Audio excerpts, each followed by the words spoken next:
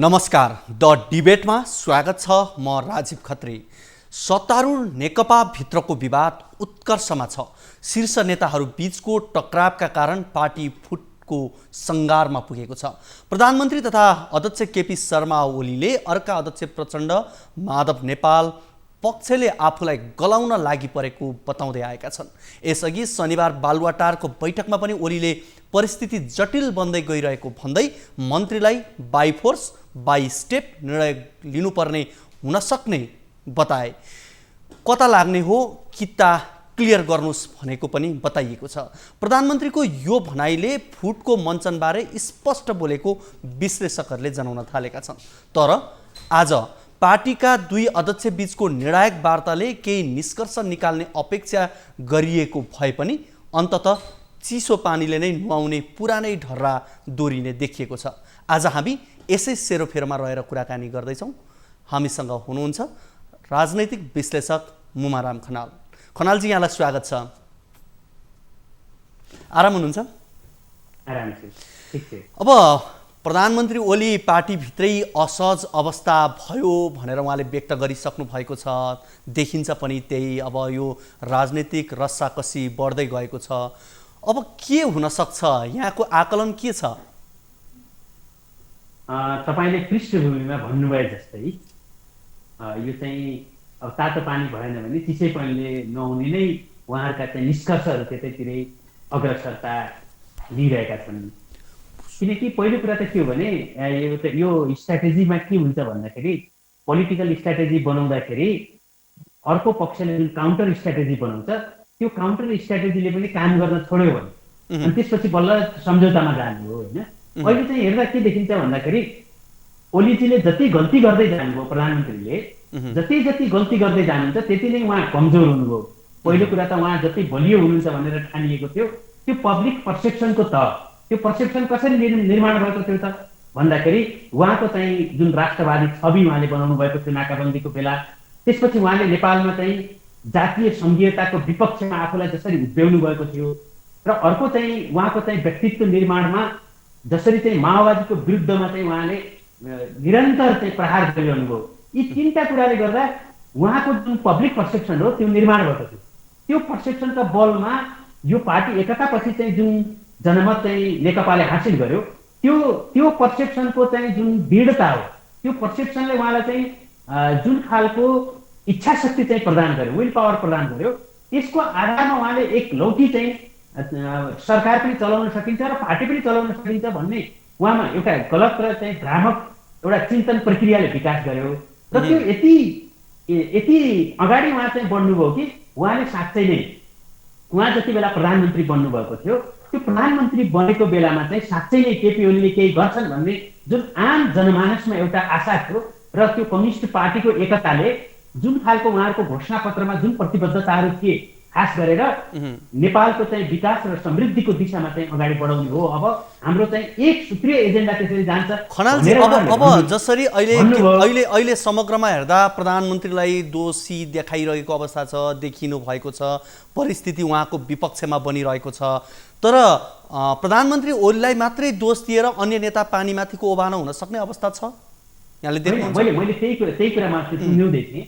त्यो मैले चाहिँ किन यो अलिकति चाहिँ यो ऐतिहासिक घटनाक्रमतिर तपाईँलाई मैले दोहोऱ्याउन खोजे हो भने नि यसको पृष्ठभूमिले जे जस्तो चाहिँ ओलीको चाहिँ व्यक्तित्व बनायो र उहाँले चाहिँ जुन डेलिभरी गर्नको लागि चाहिँ उहाँ असफल हुनुभयो त्यो असफलतापछि उहाँ प्रतिक्रियात्मक रहन थाल्नुभयो। किनभने त्यो प्रोएक्टिभनेस उहाँले गुमाउँदै गएपछि उहाँको चाहिँ एकदम रियाक्सनमा चाहिँ अभिव्यक्तिहरू आउन थाले र उहाँलाई ब्याकफायर केले गर्यो भन्दाखेरि जे कुरा उहाँले चाहिँ विकास र समृद्धिको नाममा जे कुरा गर्नुहुन्थ्यो र उहाँको चाहिँ पार्टी पङ्क्तिले जुन वाहवाही गर्थ्यो त्यो त पुरै चाहिँ उहाँको लागि चाहिँ ब्याकफायर भएर आयो 2 वर्षमा। अनि त्यसपछि उहाँ यति प्रतिक्रियात्मक बन्नुभयो कि जब मुलुकको प्रधानमन्त्री नै प्रतिक्रियात्मक बन्न थालेपछि उहाँ यसरी लुज गर्दै जानुभयो आफ्नो व्यक्तित्व हो। त्यो उहाँको गल्तीमाथि चाहिँ उहाँको प्रतिपक्ष जुन पार्टीको प्रतिपक्ष हो त्यसले चाहिँ के भयो भने एक त जनमानसमा पनि ओलीको बारेमा चाहिँ एकदमै नकारात्मक चाहिँ टिप्पणी हुन थाले र उहाँलाई चाहिँ एउटा जोकरको रूपमा चाहिँ उहाँप्रति बिहेभ हुन थाल्यो र उहाँलाई चाहिँ जुन तरिकाले उहाँका चाहिँ सामाजिक सञ्जालमा ट्रोलहरू बने र उहाँका चाहिँ आफ्नै अभिव्यक्तिहरू जसरी उहाँलाई चाहिँ उडाउनको लागि चाहिँ प्रयोग हुन थाले र त्यो तहमा ओर्ने पनि ती उहाँका चाहिँ हिजोका चाहिँ जुन बलिया अभिव्यक्ति भनेर चाहिँ मान्छेहरूले लिन्थे, सिरियसली लिन्थे, ती सबै अभिव्यक्तिहरू उहाँलाई उडाउनमा प्रयोग भयो। त्यसपछि बिस्तारै उहाँको व्यक्तित्व चाहिँ एकदम एउटा जोकरको जस्तो व्यक्तित्व चाहिँ बन्न गयो। अनि त्यसलाई चाहिँ के गर्यो भने पार्टीभित्रको प्रतिपक्षले पनि त्यसलाई उपयोग गर्यो र स्वाभाविक रूपले उहाँले प्रधानमन्त्रीको ठाउँबाट जे कुरा बोल्नु हुँदैन, प्रधानमन्त्रीको ठाउँमा उभिएर जो कुरा भन्नु हुँदैन, प्रधानमन्त्रीको तहमा जुन कुरा एक्सपोज गर्नु हुँदैन, ती कुराहरू सबै उहाँले गर्न थालिसकेपछि एउटा प्रधानमन्त्रीको जुन ओज, उहाँप्रतिको सम्मान, सबै कुराहरू उहाँलाई चाहिँ मैले चाहिँ हेर्दाखेरि उहाँ चाहिँ करिब करिब 15मा उहाँको व्यक्तित्व चाहिँ हिजो प्रधानमन्त्री हुँदाखेरि 100 मानियो भने अहिले उहाँको व्यक्तित्व 15मा झरेको छ। त्यो 15मा झरेपछि त उहाँलाई चाहिँ 0मा पुर्याउन लागि त त्यो प्रतिपक्ष त स्वाभाविक रूपले सक्रिय हुने भयो। त्यस हुनाले ओलीले जुन चिजलाई उहाँले मेरो बल हो, मेरो स्ट्रेन्थ हो भन्नुभएको थियो, ती ओलीको स्ट्रेन्थ सबै चाहिँ त्यो विकनेसमा कन्भर्ट भयो के। अब यो कतिपयले भन्छन् शत्रु परका भए भने केही हुँदैन, तर नजिकै भए भनेदेखि चाहिँ त्यो सबभन्दा ठुलो घातक हुन्छ, उठ्नै सक्दैन भन्ने अवस्था जस्तै अहिलेको अवस्था बनेको हो कि भन्ने देखिन्छ। किनभने प्रतिपक्ष नेपाली काङ्ग्रेसले केपी ओलीका विषयमा उहाँले गरेका काम तौर तरिकाको विषयमा जुन मुद्दा लिएर अगाडि जानु पर्थ्यो प्रतिपक्षले सकेको छैन। तर पार्टीभित्रैबाट आफ्ना भनिएकाहरूबाट चाहिँ सुरुदेखि नै नेपाल गुट, त्यसै गरी खनाल गुट, पछि हुँदा दाहाल गुट, यो गुटै गुटको चक्रमा परिसकिसकेपछि ओलीले कुन मनोविज्ञानले काम गर्ने अवस्था बनेको थियो र? होइन, पार्टीभित्रबाट मलाई लाग्छ ओलीलाई कुनै पनि प्रकारको अवरोध थिएन। किन भन्नुहुन्छ भने उहाँले एकलौटी सत्ता चलाउँदाखेरि पार्टीले चाहिँ उहाँले डेलिभरी गर्नुहोला, उहाँले राम्रो गर्दै जानुहोला, विकास र समृद्धिको कुरा उहाँले गर्नुहुन्थ्यो, साँच्चै नै उहाँले त्यो काम गर्नुहोला भनेर पार्टीको प्रतिपक्षले चाहिँ खासै उहाँलाई चाहिँ असहयोग गरेको थिएन। जब एक वर्षसम्म पनि कुनै पनि परिणाम आएन, बरु उहाँमा चाहिँ यस्तो ठुलो अहङ्कार चाहिँ देखा पर्यो, त्यसपछि बिस्तारै उहाँले गल्ती गर्दै जान थाल्नु। किनभने बाहिरबाट पनि आलोचनाहरू बढे र त्यो आलोचनालाई चाहिँ उहाँले तपाईँ हेर्नुहोस् न, ओलीजीले लिएर आएका हरेक विधेयकहरू विवादित हुन्थे। उहाँको सञ्चार मन्त्रीदेखि लिएर चाहिँ कैयौँ मन्त्रीहरूको अभिव्यक्तिहरू जो एउटा मन्त्री पदमा रहेर कुनै पनि हिसाबले चाहिँ बोल्न नसक्ने कुराहरू आए। उहाँका नजिक भएका उहाँका सबभन्दा नजिक भएका व्यक्तिहरूले के भइदियो त भन्दाखेरि एकपछि अर्को विवादमा तानिँदै आए, भ्रष्टाचार काण्डमा मुछिँदै आए र उहाँको व्यक्तित्व पनि पछि चाहिँ जब यति होल्डिङसम्म, यो ओम्नीसम्म आउँदाखेरि, यो कोरोनासम्म आउँदाखेरि त उहाँ चाहिँ कम्प्लिटली उहाँको व्यक्तित्व 0मा झर्यो। र त्यो 0मा झरिसकेपछि होइन, मैले चाहिँ 15 भने त्यो 0मा भन्नाले मैले चाहिँ एभरेजमा चाहिँ उहाँको व्यक्तित्व 100 थियो भने उहाँ चाहिँ बटम लाइनमा चाहिँ उहाँ चाहिँ आएर अब चाहिँ विभिन्न खालका चाहिँ अन्तरसन्त चाहिँ कुराहरू गर्न थाल्नुभयो र त्यसपछि उहाँको त्यो बचे खुचेको प्रतिष्ठा पनि गुम्यो। र त्यही बेलामा चाहिँ प्रतिपक्षीहरूले चाहिँ उहाँका गल्तीहरू चाहिँ जब 1 दर्जनभन्दा मेजर गल्तीहरू चाहिँ नागे, 1 दर्जनभन्दा बढी उहाँले चाहिँ मुख्य गल्तीहरू गर्न पुग्नुभयो। त्यसपछि त्यो गल्तीको आधारमा प्रतिपक्ष चाहिँ सक्रिय र अलिकति बढी चाहिँ बलशाही जस्तो देखियो। खनालजी, अब आज दिनभरिको परिघटनालाई हेरौँ हामी। दिनभरि जसरी आज जे जस्तो उहाँहरू बीच भेटवार्ता भयो, त्यस पछाडिका पछिल्लो अवस्था हेर्ने हो भने ओली पार्टी फुटाएर काङ्ग्रेससँगको गठबन्धनमा सरकार बनाउने हल्ला चलिरहेको बेला सुभाष नेमाङ देउवा कहाँ पठाइयो, सत्ता परिवर्तनको यो आशंका हो कि भन्ने कुराहरू पनि देखिए। अब खैर यसको विषयमा के हो अहिले भन्न सक्ने अवस्था छैन। तर यी सम्पूर्ण समीकरणहरू पछिल्लो समय हेर्दा यहाँले के देख्नु भएको छ? पार्टी सङ्घारतर्फै, फुटको सङ्घारतर्फै उन्मुख भएको हो या अन्ततः यो मिल्छ? आफ्नो स्वार्थ बाँझिएका छन्, ती स्वार्थ मिलिसकिसकेपछि यी फेरि एक ठाउँमा आउँछन् भन्ने लाग्छ यहाँलाई? के देख्नुहुन्छ यहाँले? होइन, अहिले पनि नेपाल कम्युनिस्ट पार्टीभित्र एजेन्डा सेटर भन्छ नि, त्यो एजेन्डा सेटरको काम ओलीले नै गरिरहेका छन् र ओलीको चाहिँ त्यो एजेन्डामा प्रतिपक्षको प्रतिक्रिया मात्रै छ। त्यो एजेन्डा सेटर भनेको के हो भने स्ट्राटेजिक रूपमा पोलिटिकल चाहिँ डिरेक्सन चाहिँ आफ्नो पक्षमा चाहिँ जुन ड्राइभ गर्ने चाहिँ कला हो, त्यसमा चाहिँ ओली अब त्यसमा प्रचण्ड माहिर मानिन्थ्यो। तर ओली समक्ष प्रचण्डको पनि केही नचल्दो रहेछ होइन। त्यो एजेन्डा सेटरको काम ओलीले गर्दै जाँदाखेरि के भयो भने त्यो अहिले आउँदाखेरि पार्टी, मलाई लाग्छ त्यो पार्टी विभाजन जस्तो अप्रिय कुरा ओली जस्तो चतुर राजनीतिक खेलाडीले पार्टी विभाजन गर्नकै लागि होइन, प्रतिपक्षलाई चाहिँ गलाउने र प्रतिपक्षलाई त्यो डर र त्रास दिनको लागि। किनभने पार्टी विभाजन गर्दाखेरि ओलीको स्ट्राटेजी के हुन्छ भन्ने कुरा माधव नेपाल र प्रचण्ड पक्षलाई थाहा छैन। किनकि ओलीले चाहिँ सङ्कटकाल लगाएर संविधान संशोधन गरेर मध्यावधि चुनाव गर्छन् कि काङ्ग्रेससँग मिलेर सरकार बनाउने र आफू प्रतिपक्षमा बस्छन् कि अथवा चाहिँ यो कोरोनाको बहानामा चाहिँ सङ्कटकाल लगाएर पार्टी विभाजन गर्ने अध्यादेश ल्याउँछन् कि ओलीका लागि स्ट्राटेजिक एसर्ट गर्ने थुप्रै बिन्दुहरू छन्, थुप्रै चाहिँ अप्सनहरू छन्। तर उहाँका प्रतिपक्षहरूको लागि त अप्सन छैन ओलीलाई हटाउने बाहेक। र ओलीलाई हटाउन बित्तिकै पार्टी विभाजनसम्म चाहिँ पुग्दाखेरि अहिले चाहिँ ओलीलाई भन्दा बढी बेफाइदा चाहिँ उहाँको प्रतिपक्षहरूलाई हुन्छ। त्यस कारणले पनि र ओलीलाई पनि त्यसको चाहिँ त्यति सहज छैन पार्टी विभाजन गर्ने। त्यस कारणले ओलीले के हो भने त्यो पक्षलाई चाहिँ गलाउनको लागि र उनीहरूलाई एउटा कम्प्रोमाइजमा ल्याउनको लागि खास गरेर अध्यक्ष पदबाट पनि राजीनामा होइन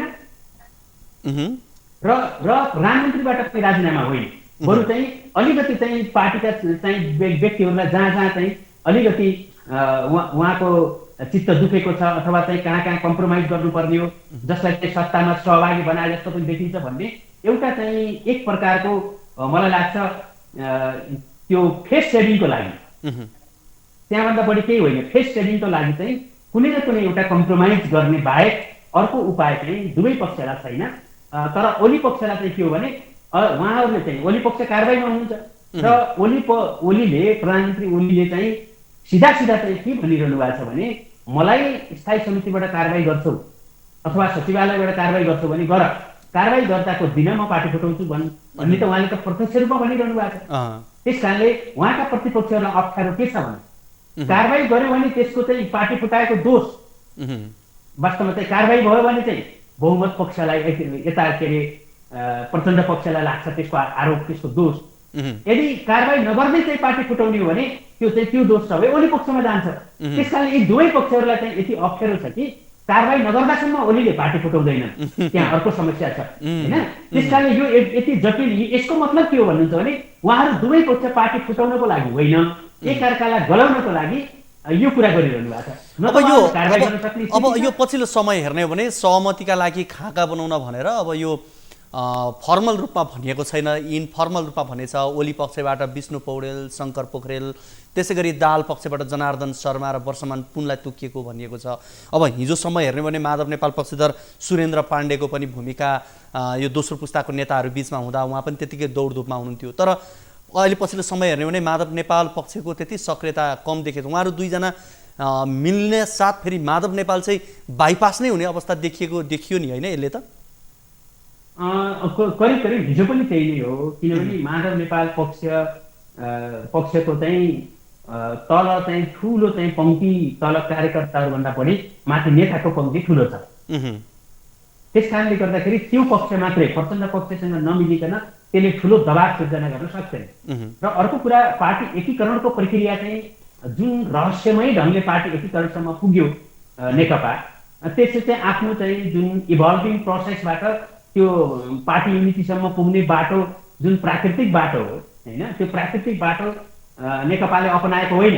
खास गरेर प्रचण्ड र चाहिँ ओलीको आफ्ना स्वार्थमा पार्टी अध्यक्ष पनि दुवैजना भए, प्रधानमन्त्री पनि आलो पालो गरे भनेपछि यी दुईजनाको व्यक्तिगत स्वार्थ र दुईजनाको व्यवस्थापनलाई चाहिँ केन्द्रमा राखेर पार्टी एकता भयो। त्यहाँ कुनै सिद्धान्तको प्रश्नमा, त्यहाँ कुनै सङ्गठनात्मक चाहिँ प्रश्नमा, त्यहाँ कुनै कार्यशैलीको प्रश्नमा, कहाँ चाहिँ नेकपाको संस्कृतिको प्रश्नमा, यी प्रश्नहरूमा कहीँ पनि तपाईँले चाहिँ नेकपाभित्र डिबेटै देख्नु भएन र अहिलेसम्म पनि छैन।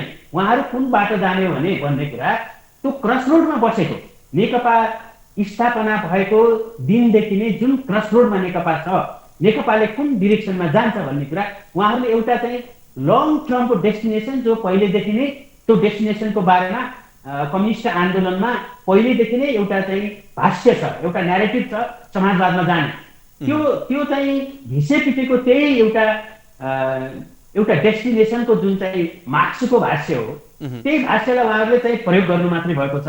तर त्यो भाष्यसम्म पुग्नका लागि कस्ता बाटो हुन्छ, कुन बाटो भएर जाने हो त भन्ने कुरामा कम्प्लिटली उहाँहरू चाहिँ नवउदारवादको चाहिँ जुन खालको चाहिँ स्ट्राटेजी हो त्यसैमा संसदीय व्यवस्था अगाडेर जानुभएको छ।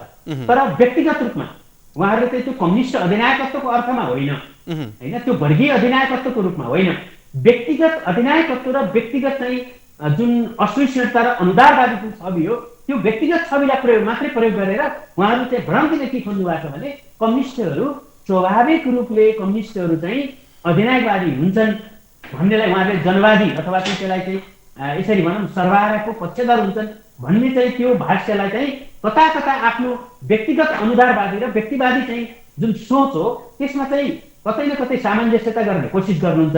तर यथार्थ के हो भन्नुहुन्छ भने नेकपा अहिले पनि क्रस रोडमा छ, त्यो कता जाने भन्ने कुरा अलमलमा छ। त्यहाँ केही नेताहरूको व्यवस्थापन बाहेक पार्टी मृत छ, त्यहाँ कुनै रक्त सञ्चार छैन। अब अहिले हेर्ने हो भने विशेष गरी आम जनताको मुद्दामा भन्दा पनि पद र प्रतिष्ठाकै कुरा देखिन्छ। यहाँ प्रचण्डलाई प्रधानमन्त्री हुनु परेको छ, माधव नेपाललाई अध्यक्ष हुनु परेको छ, खनाललाई काहीँ न कतैबाट राष्ट्रपतिको लागि भोलिका लागि एउटा दर्बिलो व्यक्ति बन्नु छ, यो देखिन्छ।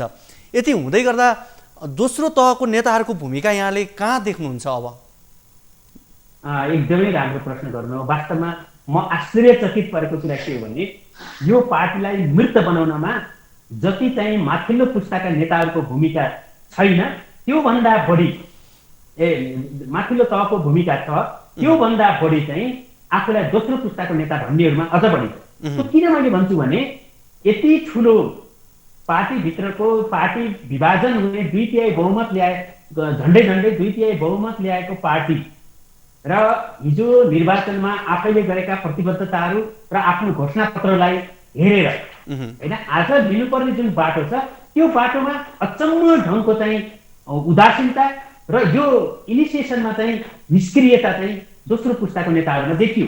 त्यो किन भन्छु मैले भन्नुहुन्छ भने भित्रभित्र कसैले के पहल गरेको छ, कोसँग भेटेको छ भन्ने कुरा होइन। त्यो त आम पार्टीका चाहिँ 7 लाख कार्यकर्ता छन् भन्नुभएको छ उहाँहरूले र उहाँहरूका चाहिँ हजारौँ नेताहरू छन्। त्यसमा भिजिबिलिटीको हिसाबले तपाईँले कसैलाई देख्नुभयो? कोही पनि देखिँदैन, सिनमा कोही पनि छैन। र त्यो दौडधुप र ती नेता मिलाउनका लागि जो नेताहरू इतिहासमा नाकाम भइसके होइन, जसले इतिहासमा उनीहरूले आफ्नो कन्ट्रिब्युसन गरिसके र अब रिटायर गर्नुपर्ने नेताहरूलाई यी 3वटा 4वटा जतिवटा गुट छन् ती गुटभित्रका चाहिँ दोस्रो पुस्ताका नेताहरूले त्यहाँ दबाब सृजना गरेर आफ्नो पक्षमा माहौल बनाउने र यो खालको कचिङ्गल, यो कचिङ्गल त आज भएको त होइन नि। यो कचिङ्गलको इन्टेन्सिटी, यसको तीव्रता मात्रै बढायो। यो कचिङ्गल त हिजो पनि थियो होइन, अस्ति पनि थियो र उहाँले 2 पटक त उहाँले सम्झौतै गरिसक्नुभयो। खनालजी अब हामी करिब अन्तिमतिर पनि आइसकेका छौँ। यहाँले अबको बाटो के देख्नुहुन्छ? मिलनबिन्दु कहाँनिर हो? अब के देख्नुहुन्छ यहाँले सम्भावनाहरू? होइन, मैले चाहिँ के भन्छु भने नेकपाको जुन दोस्रो भने पनि अझ तेस्रो पुस्तामा जानुपर्ने, पुस्तान्तरको लिडरसिपको पुस्तान्तरको कुरा गर्नुहुन्छ भने तेस्रो पुस्तामा जानुपर्ने हो। तर नेकपाभित्र केही नेताहरूले पार्टीलाई यसरी अपहरण गरे कि त्यहाँ स्वतन्त्र ढङ्गले कुनै मान्छेको विकास हुनै पाएन। सबै मान्छेहरूलाई यस्तो दास्ताको चाहिँ व्यवहार गरियो कि ती ठुला नेताहरू मिलाएर अनि आफ्नो चाहिँ जीवनयापन गर्ने मात्रै त्यहाँको धन्दा छ। त्यस हुनाले चाहिँ पार्टीमा रक्त सञ्चार भएको भएका स्वतन्त्र चिन्तन र क्रिटिकल थिङ्करहरू पार्टीभित्र निस्किन्छन् नि। क्रिटिकल थिङ्करलाई तपाईँले आलोचनात्मक चेत भएको मान्छेलाई पार्टीमा काम गर्ने वातावरणै छैन त्यहाँ। त्यसैले घनश्याम भुषाल जस्ता मान्छेहरूको पनि आवाज मुखरित भएको सुनिएन होइन। त्यस्ता युवाहरू जसलाई हामीले चाहिँ आशा गरेका थियौँ दोस्रो पुस्ताका नेताहरूको यो बेलामा त उहाँहरूको भिजिबिलिटी त देखिनु पर्छ नि त। उहाँहरूको भूमिका कम देखियो अनि त्यस कारणले कम देखियो होइन। मैले त्यो खालको जनताको तहमा उहाँ आफ्नो तहमा उहाँहरू सक्रिय हुनु होला। तर त्यो त के हो भने माथिल्लो स्तरका नेताहरूलाई मिलाउनु भन्दा पनि पार्टीको संरचनालाई चाहिँ बिस्तारै चाहिँ आफ्नो चाहिँ इनिसिएसनमा आफ्नो पहलमा ल्याउने र त्यसलाई नयाँ ऊर्जा दिने जुन चाहिँ एउटा लिडरसिप पङ्क्ति नेकपाभित्र चाहिन्थ्यो त्यो नेकपाभित्र छैन। त्यो शून्यता, मैले चाहिँ त्यो नेतृत्व शून्य पार्टी जस्तो होइन र इतिहासको ब्याज खानका लागि केही नेताहरूको कचिङ्गल मात्रै, त्यहाँ न कुनै सिद्धान्तको बहस छ न त्यहाँ कुनै संस्कृतिको बहस छ। प्रधानमन्त्री र अध्यक्ष चाहिँ को हुने भन्ने त्यही बुढा चाहिँ 3-4 जना नेताहरूको बिचमा लुचाचुरी छ र त्यो लुचाचुरीलाई राजनीति मानेर रमाउनेहरूको एउटा ठुलो जमात छ जुन सबैभन्दा अराजनीतिक गतिविधि हो। त्यो अराजनीतिक गतिविधिलाई जबसम्म राजनीतिक मानिन्छ तबसम्म तपाईँले सल्युसन केही देख्नुहुन्न। त्यही कम्प्रोमाइज हुन्छ, केही नेताहरूका स्वार्थको बिचमा कम्प्रोमाइज हुन्छ र यत्रो चाहिँ पार्टी बनाएर जुन बेला चाहिँ खान पाइने अवस्था छ त्यो बेलामा किन पार्टी फुटाउनुहुन्छ र भन्नु? त्यो फुटाउनुहुन्न। फेरि पनि मेलमिलाप गरेर याँडुल गरेर फेस सेभिङ गर्नका लागि केही कुरा मिलाए जस्तो गरेर अनि फेरि उहाँहरू चाहिँ अगाडि जानुहुन्छ र फेरि 5 महिनापछि यही विवाद फेरि अर्को रूपमा आउँछ कि र यही पुनरावृत्ति हुन्छ। तपाईँ हामीले पनि कुरा गर्ने त्यहाँ विषय पाउँछौँ, पछि तपाईँले मलाई फोन गर्नुहुन्छ, फेरि हामी न्युज 24 फेरि गफ गरौँ। हस्, यहाँको यो महत्त्वपूर्ण समय र संवादको लागि यहाँलाई धेरै धेरै धन्यवाद। हस्, धन्यवाद। उहाँ हुनुहुन्थ्यो राजनैतिक विश्लेषक मुमाराम खनाल। उहाँसँग हामीले विशेष गरी सत्तारूढ नेकपाभित्रको विवाद उत्कर्षमा पुगेसँगै शीर्ष नेताहरू बिचको टकरावका कारण पार्टी फुटको सङ्घारमा पुगेको छ र यो अवस्था कसरी अवतरण होला र यो अहिलेको समसामयिक नेकपाभित्रको पछिल्लो अवस्थाको सन्दर्भमा रहेर कुराकानी गऱ्यौँ। पछिल्लो समय नेकपाभित्रको विवाद जटिल मोडमा पुगेको छ। हुन त नेपाली राजनीतिको एउटा महत्त्वपूर्ण पक्ष भनेको जस्तोसुकै परिस्थिति भए पनि संवाद गर्नका लागि संवाद गरिरहने एउटा परिपाटी भने राम्रो छ र पछिल्लो समय दुई अध्यक्ष बिचको संवादले पार्टीभित्र जुन सम्भावना देखिएको थियो त्यो अलिकति कम भएको हो कि भने जस्तो चाहिँ देखिन्छ। हामी यति बेला जोडिँदैछौँ नेकपाका नेता कर्ण थापा हामीसँग जोडिनु भएको छ। थापाजी, यहाँलाई स्वागत छ। अब यो नेकपाभित्रको पछिल्लो विवाद बढ्दै गएको छ। अब प्रधानमन्त्री ओली पार्टीभित्रै असहज महसुस गरिरहनु भएको छ, अरू नेताहरू एक ठाउँमा रहनु भएको छ। अब के हुनसक्छ, के देख्नुहुन्छ यहाँले? नेकपामा देखिएको समस्याको एउटै समाधान भनेको पार्टीको उच्च स्तरको एकता नै हो। एकताको कुनै पनि विकल्प छैन।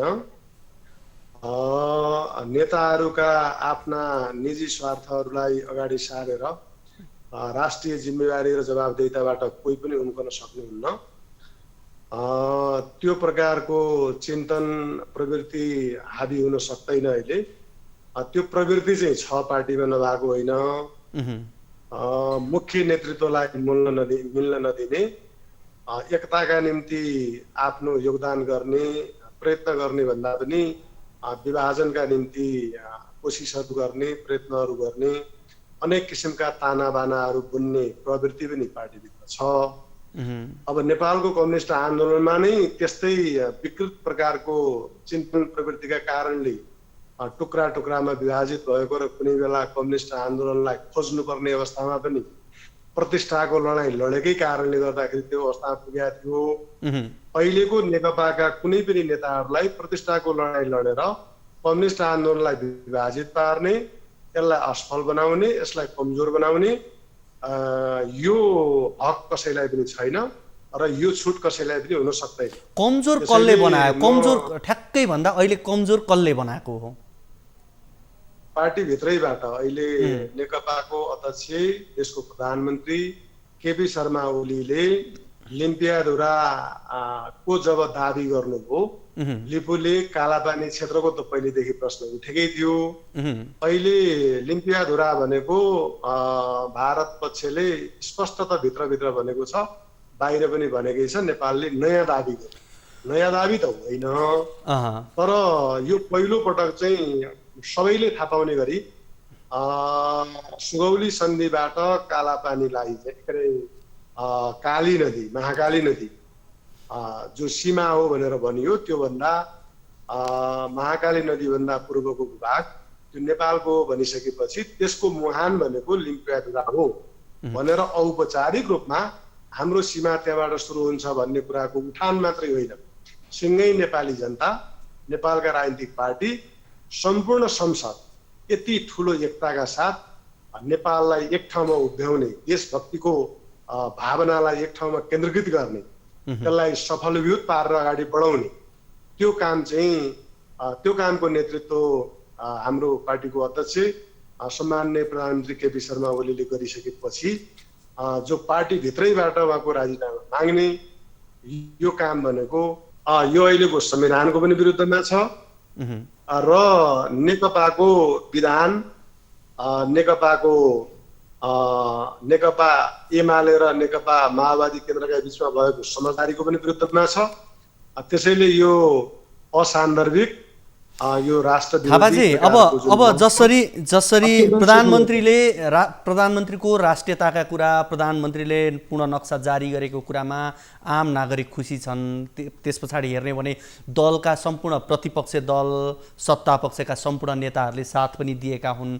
यो सम्पूर्ण सबैको साथ सहयोगले नै यो अवस्था आएको। तर पार्टीभित्रको किचलो त पहिलादेखि नै हो, गुटबन्दीको राजनीति पहिलादेखि नै थियो। अब अहिले यो सत्तामा आउने बित्तिकै भारत नै लाग्यो, भारतले नै हटाउन खोज्यो भनेर भन्न सक्ने अवस्था छ र भने? कसले हटाउन खोज्यो भन्ने कुराको मैले तपाईँलाई चर्चा गरिरहेको छैन। त्यो त मूल्याङ्कन गर्ने विषय हो, नेपाली जनताले मूल्याङ्कन गरिरहेका छन्। अब विश्लेषक, बुद्धिजीवीहरू सबैले मूल्याङ्कन र विश्लेषण गर्ने विषय हो। म केमा जोड दिइरहेको छु भने नेपालका जति पनि राजनीतिक पार्टीहरू छन् त्यो अहिलेको नेकपा मात्रै हो। हिजोको नेपाली काङ्ग्रेस 2007 सालदेखि 15 सालसम्म जनताले दिएको समर्थनलाई पुरा नगर्ने गैर जिम्मेवार प्रवृत्तिका कारणले 17 साल आयो। 48 सालदेखिको नेपाली काङ्ग्रेसभित्रको स्थिति, गणेशमान सिंहले पार्टी छोड्नु पर्यो, कृष्णप्रसाद भट्टराईले पार्टी छोड्नु पर्यो, त्यहाँभित्र अनेक किसिमका षड्यन्त्र दाउपेचहरू भए, पार्टी विभाजन भयो, अन्ततः के भयो भन्दा ज्ञानेन्द्रले शासन लिए। मैले यो गलत प्रवृत्ति जो नेपाली जनताले देश बनाऊ भनेर पठाउने अनि पार्टीभित्रका मान्छेहरूले आफ्ना स्वार्थका निम्ति, आफ्ना पदका निम्ति अनि त्यो गैर जिम्मेवार हुने कुरा चाहिँ अनुचित हो। र त्यो सन्दर्भ के जोडियो त भन्दाखेरि यस्तो बेलामा त अघि पछि पनि अनुचित हो। यो सँगै देशको समर्थन प्राप्त भइरहेको बेलामा पार्टीभित्रैबाट यो प्रकारको राजीनामाको माग, पार्टीको अध्यक्ष पद छोड्नु पर्ने भन्ने माग, त्यो त 16 जना 100% चाहिँ बेठिक कुरा भयो नि। अब यो के अरे 80 प्रश्न उत्तर जवाबको रूपमा अरूले समर्थन गर्ने, पार्टीभित्रबाट चाहिँ समर्थन नगर्ने भनेपछि त के कारणले, कसको कारणले, कसको उद्देश्य परिवृत्ति हुन्छ त? म परिणामको कुरा गर्छु। यसबाट खुसी हुने भनेका को हुन् भन्दा देशभित्रका प्रतिक्रियावादी, प्रोत्थानवादी, राजावादी, गणतन्त्र विरोधी ती खुसी हुने हुन्। अराजकता मचाउन चाहनेहरू ती खुसी हुने हुन्। अरू कुनै शक्ति राष्ट्र, मित्र राष्ट्रहरू छन् भने पनि जो कम्युनिस्ट आन्दोलन अगाडि नबढोस् भन्न चाहनेहरू, नेपालमा राजनीतिक स्थिरता नहोस् भन्न चाहनेहरू, ती भन्दा अरू को खुसी भएको छ? अब हिजो पार्टी एकीकरण गर्दाखेरि जुन किसिमको उत्साह थियो, खुसी थिए, सबै कुरा मिलेको थियो। अब अहिले आएर चाहिँ यो के 80 वर्षको बाउले 60 वर्षको छोरालाई अंश नमिलेपछि तँलाई मैले आज आएर बल्ल चिने भने जस्तै 60 वर्षपछि आफ्नै छोरा चिने जस्तो कुरो भयो नि त। यो त मिलुन्जेल चाहिँ ठिक त, अब अहिले आएर चाहिँ हामीले एकअर्कालाई चिन्यौँ भने जस्तो कुरा भएन भने यो चाहिँ ठिक कुरा गर्नुभयो। एकदमै गलत सन्देश हाम्रा नेताहरूले दिन खोज्नु भएको थियो र म त्यही तपाईँको प्रश्नलाई समर्थन गर्दै म त्यसमा थप जोड्छु। हिजो केपी शर्मा ओली कस्तो हुनुहुन्थ्यो, पुष्पकमल दाहाल प्रचण्ड कस्तो हुनुहुन्थ्यो भन्ने त दुवै मान्छेलाई थाहा थियो नि त। दुईटै पार्टीका मान्छेहरूलाई थाहा भएरै यो एकता गरिएको हो नि। त्यो एकताका प्रमुख व्यक्तिहरू भने पनि दुवैजना मान्छे हुनुहुन्थ्यो। हाम्रो जोड केमा छ भने म पार्टीको एउटा कार्यकर्ताका हिसाबले, देशभरिका कार्यकर्ताले मलाई के भन्छन् भने यी दुवैजना नेताहरू मिल्नुपर्छ, त्यसको विकल्प छैन। यी दुईजना नेताहरूलाई मिल्न नदिनका निम्ति जो मान्छेहरू लागेका छन् ती भनेको पार्टी विभाजनका मुख्य सूत्रधारहरू हुन्। ती को कहाँबाट चलेका छन् र कुन स्वार्थले चलेका छन् मान्छेले चिनेका छन्। अब यो चाहिँ जो नेता मिल्न नदिने, मुख्य नेतृत्वलाई मिल्न नदिने जुन प्रवृत्ति चिन्तन त्यो नेकपामा मात्रै छैन, अरू राजनीतिक पार्टीमा पनि छ। कुनै बेलामा अब बिपी र अरूलाई मिल्न दिँदैनथे, गणेशमान र कृष्णप्रसाद भट्टराईलाई मिल्न दिँदैनथे, गिरिजाप्रसाद कोइराला र अर्का कसैलाई मिल्न दिँदैनथे। यहाँभित्र कुनै बेलामा झलनाथ र केपीलाई मिल्न दिँदैनथे, कुनै बेला केपी र माधवलाई मिल्न दिँदैनथे। अब अहिले प्रचण्ड र केपीलाई मिल्न नदिराखेका छन्। अब यिनलाई चिनौँ राम्ररी, इतिहास पल्टाउँ, हेरौँ, तथ्यहरूमा जाउँ। म नेपालका मिडियाहरूलाई विनम्रताका साथ आग्रह गर्न चाहन्छु, अलिकति खोजौँ न, यथार्थ भेटिहाल्छ। त्यस कारणले यो फुटवादी प्रवृत्ति, आत्मकेन्द्रित सोच, स्वार्थ प्रेरित सोच, त्यसलाई पराजित नगर्दासम्म नेकपा अहिले त पक्कै मिल्छ। तर यो प्रवृत्तिको अन्त्य नगर्ने हो भने देश सहज ढङ्गले अगाडि बढ्न सक्दैन। अब अहिले आज परिपाटी सहज ढङ्गले अगाडि बढ्न सक्दैन। अब दाहालको भनाइ दुईटै पद तपाईँले छोड्नुपर्ने भन्ने, ओलीको भनाइ म छोड्दिनँ, कुनै पनि हालतमा छोड्दिनँ अहिलेको अवस्थामा भन्ने उहाँको भनाइ। अब आजकै दिनभरिको कुरालाई हेर्ने हो भने सुभाष नेमाङलाई देउवालाई भेट्न पठाइएको भन्ने कुराहरू बाहिर आइरहेको छ। अब के पार्टी फुट्ने अवस्थामै पुगेर प्रतिपक्षसँग मिलेर अर्को सरकार गठन गरौँ भनेर प्रधानमन्त्रीले पठाएको अवस्था हो, या यो एकअर्कालाई घुर्क्याएको मात्रै हो, एउटा मुद्दामा आएर मिल्ने अवस्था बन्छ जस्तो लाग्छ यहाँलाई? के लाग्छ यहाँलाई? होइन, पार्टी एकताको विकल्पै छैन। मैले भनिसकेँ, नेता मिल्नुको विकल्पै छैन।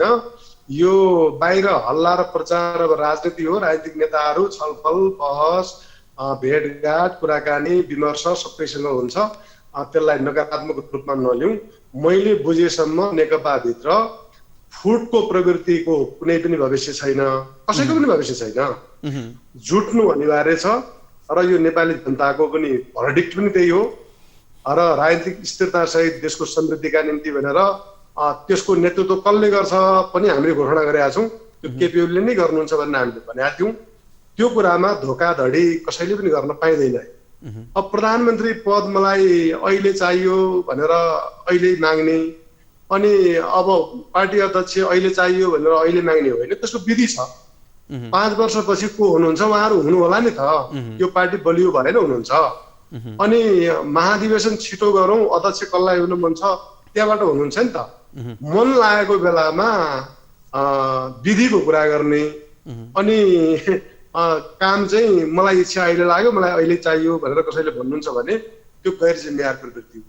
त्यस्तो प्रवृत्तिले देश अगाडि बढ्दैन, पार्टीमा एकता हुँदैन, त्यसले टुटफुटतर्फ लैजान्छ। अब अहिले राष्ट्रपति र आफूमाथि षड्यन्त्र भएको भनेर ओलीले जुन कुरा बताउनु भयो भन्ने कुरा बाहिर आयो। यद्यपि त्यस्ता दाबीहरू स्वतन्त्र रूपमा अहिले पुष्टि भइसकेको छैन।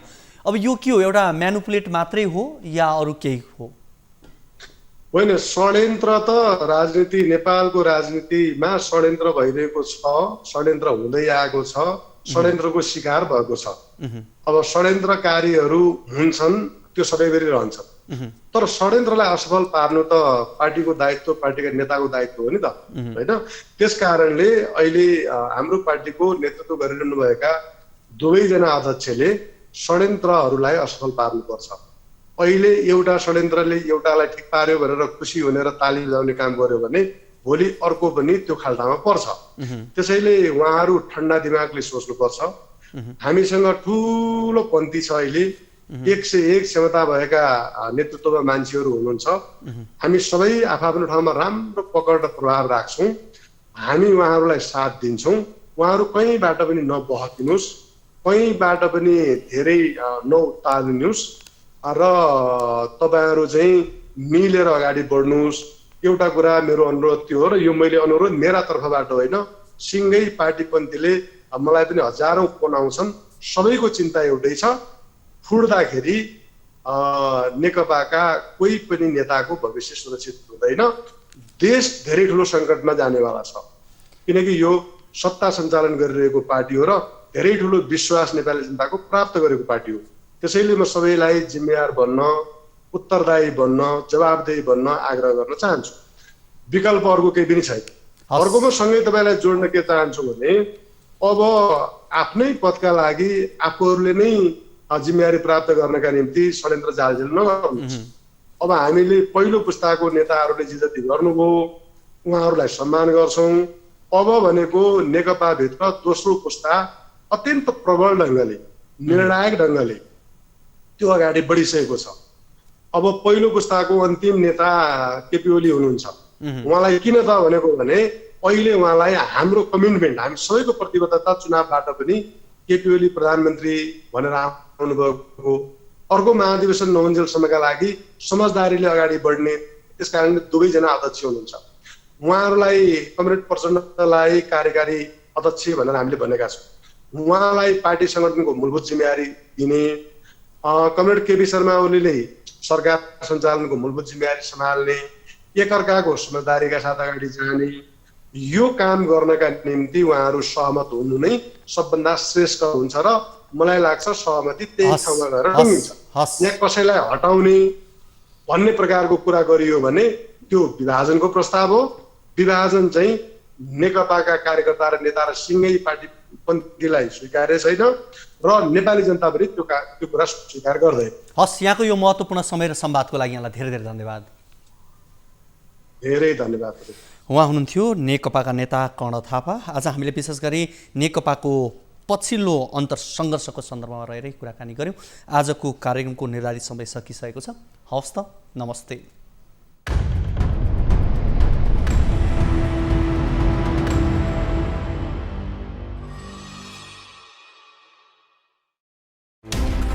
कोरोनाले सिर्जना गरेको सङ्कटमा पल पलका न्युज अपडेट र हर क्षेत्रको कभरेजका लागि न्युज 24 नेपाल युट्युब च्यानललाई सब्स्क्राइब गर्नुहोला।